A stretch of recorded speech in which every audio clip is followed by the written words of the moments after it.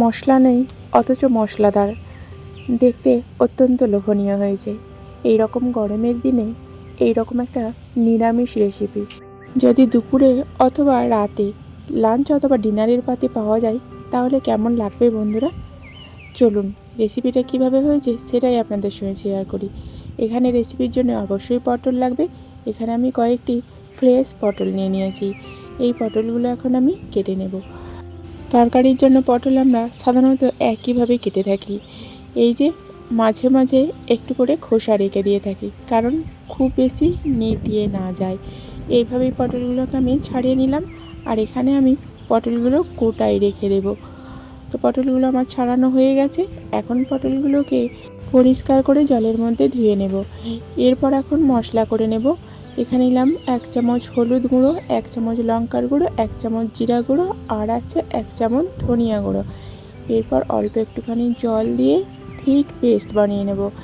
এখানে মশলাগুলো ভিজিয়ে রাখার উদ্দেশ্য যাতে বাটা মশলার একটা ফ্লেভার হয়। এরপর এখানে নিয়ে নিয়েছি 100 গ্রাম মুগের ডাল। ডালটা এখন জল দিয়ে পরিষ্কার করে ধুয়ে নেব। এরপর পটলগুলোর মধ্যে মাখিয়ে নেব পরিমিত লবণ আর হলুদ। লবণ আর হলুদ মাখানো হয়ে গেছে পটলগুলোতে। এখন আমি উনানটা জ্বেলে নিয়েছি। উনানে বসিয়ে দিলাম কড়াইটা খুব ভালোভাবে গরম হলে দিয়ে দিলাম পরিমিত সরিষার তেল। এরপর লবণ হলুদ মাখানো পটলগুলোকে আমি দিয়ে দেব। এখানে যেহেতু পটল খুব বেশি নয় তাই আমি একেবারেই ভেজে নেব। একদিকটা অল্প একটু ভাজা ভাজা হয়ে গেলে উল্টে দেব যাতে অপর পিঠটাও ভাজা হয়ে যায়। যেহেতু পটল নরম তাই এখানে মুচমুচে ভাজার কোনো প্রশ্নই নেই। হালকা হালকা করে জাস্ট অল্প একটু লাল লাল হবে, এই সময় পটলগুলো আমি তুলে নিলাম। সমস্ত পটলগুলো আমার ভাজা হয়ে গেছে। এরপরেও কিন্তু কড়াইতে যথেষ্ট পরিমাণে তেল এক্সেস আছে। এখন আমি ওই তেলের মধ্যেই রেসিপিটা কমপ্লিট করব। ফোড়নে দিচ্ছি গোটা সাদা জিরা, একটা শুকনো লঙ্কা। এরপরে দিয়ে দিলাম অল্প একটু গুঁড়ো হলুদ, কারণ এখানে দিলাম গ্রেট করা আদা, যাতে তেল ছিটিয়ে না যায় তাই অল্প একটুখানি হলুদ দিলাম।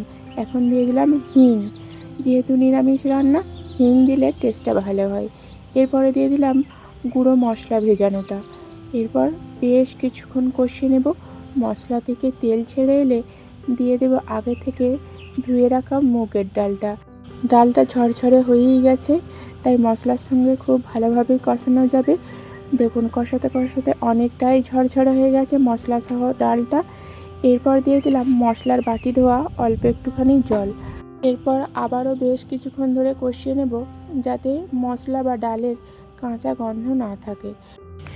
এখন দিয়ে দেব পরিমিত লবণ। লবণ দেওয়ার পর আমি আবার অল্প কিছুক্ষণ কষিয়ে নেব। এরপর দিয়ে দেব ভেজে রাখা পটলগুলো দেওয়ার পর আর বেশি কষাবো না, কারণ এখানে পটলগুলো অলরেডি ভাজা হয়ে গেছে এবং নরমও হয়ে গেছে। যাতে ভেঙে না যায় সেই কারণে খুব বেশি কষাবো না। অল্প কিছুক্ষণ কষেই এখানে দিয়ে দিচ্ছি 1 বাটি দুধ। এখানে দুধের পরিবর্তে আপনারা জলও দিতে পারেন, তবে দুধটা দিলে টেস্টটা আরও বেশি ভালো হয়, সেই কারণে দুধটাই দিলাম। যদি গরুর দুধ না থাকে তাহলে অবশ্যই গুঁড়ো দুধ গরম জলে গুলে দিয়ে দিতে পারেন। 10 মিনিট ফোটানোর পর এখন আমি খুলে নিলাম। এরপর হালকা হাতে একটু নাড়াচাড়া করে দেব, তবে খুব বেশি নাড়াচাড়া করা যাবে না কারণ পটলগুলো খুলে যেতে পারে। জাস্ট ডালটা একটু মিক্স করে দিলাম। এখন দিয়ে দিচ্ছি অল্প পরিমাণে চিনি, যেহেতু নিরামিষ রান্না আর মুগের ডাল চিনিটা মাস্ট।